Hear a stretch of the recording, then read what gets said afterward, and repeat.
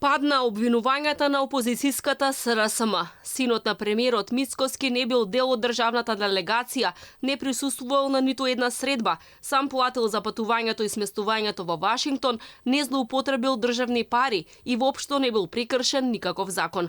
Државната комисија за спречување на корупција го отфрли поднесокот против премиерот Мицкоски и неговиот син за патувањето во Вашингтон и со тоа го затвори предметот.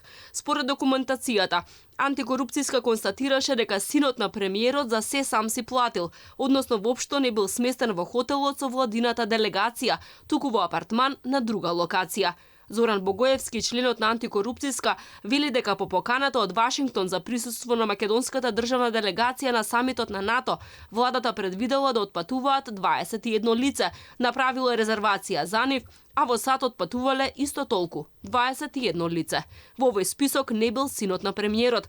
Тој не бил на ниту една од службените средби, туку присуствувал само на предавањето на неговиот татко на Универзитетот Џон Хопкинс по претходно упатена покана од страна на универзитетот, од каде и фотографијата што ја злоупотреби СРСМ. Во овој список на лица не е наведено името на синот на председателот на владата, односно за него не се резервирани авиобилети преку службата за општи и заеднички работи. За наведеното лице доставени се авиобилети за реализирано патување на релација Скопје-Вашингтон и Њујорк-Скопје, за чие плаќање приложени се фискални сметки од извршена исплата во готово.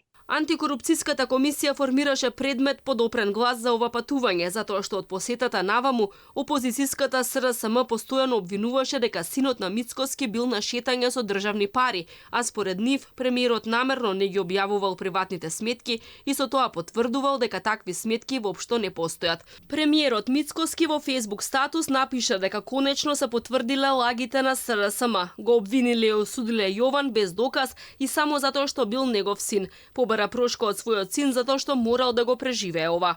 Останува горчината за лагите на СДСМ и нивните мегафони, посебно што нападнаа тинеџер кој ќе живее, учи и се гради како личност во средина во која политичките лешинари не бираат средства и начин во политичката арена.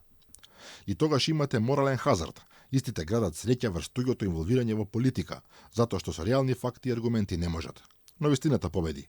Во моето однесување никогаш не сум прекршил закон. Така и ќе продолжам. По одлуката на антикорупцијска од владата велат дека сега конечно станало јасно дека ваквите обвинувања биле неосновани. Тие бараат извинување од СРСМ.